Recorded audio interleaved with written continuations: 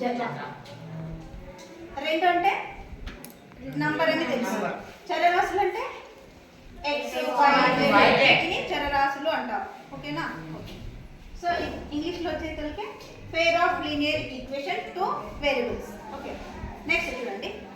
ఒక రేఖీయ సమీకరణంలో 2 చరరాశులు ఉంటే దానిని 2 చరరాశులలో రేఖీయ సమీకరణము అంటారు.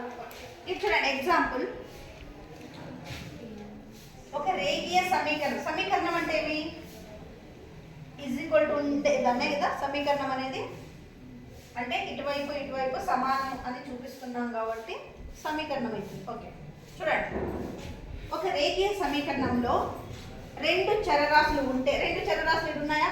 ఎక్స్ వై అనే 2 చరరాశులు ఉంటే దానిని 2 చరరాశులలో రేఖీయ సమీకరణము అంటాము. అంటే ఇప్పుడు దీన్ని ఏమంటాం మనము?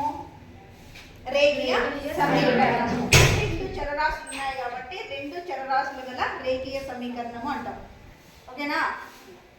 నెక్స్ట్, ఒక చరరాశి గల రేఖీయ సమీకరణం సామాన్య రూపం. అంటే ఒకే చరరాశి ఉండాలన్నాం కదా. చూడండి సామాన్య రూపం ఎలా ఉందో చూసుకోండి ఒకసారి. ఇది చూసుకోండి. ax + b = 0. ఒకే చరరాశి ఉంది కాబట్టి ఒక చరరాశి గల రేఖీయ సమీకరణం సామాన్య రూపం ఏమి? ax + b = 0. a మరియు b లు వాస్తవ సంఖ్యలు. a ≠ 0 అంటే ఈ x పక్కన a అనేది 0 అయి ఉండకూడదు. ఎట్లా 0 అంటే ఇక్కడ 5x ఉంది కదా, 5x కాకుండా 0x అనేది ఉండకూడదు. Okay, so 5x + 7 = 0. ఇది ఎగ్జాంపుల్. నెక్స్ట్, 2 చరరాశులు గల రేఖీయ సమీకరణం సామాన్య రూపం. 2 చరరాశులు గల రేఖీయ సమీకరణం సామాన్య రూపం. 2 చరరాశులు అన్నాం కాబట్టి ఇవే కదా x y కదా చరరాశులు. చూడండి, ax + by + c = 0. 2 చరరాశుల గల రేఖీయ సమీకరణం.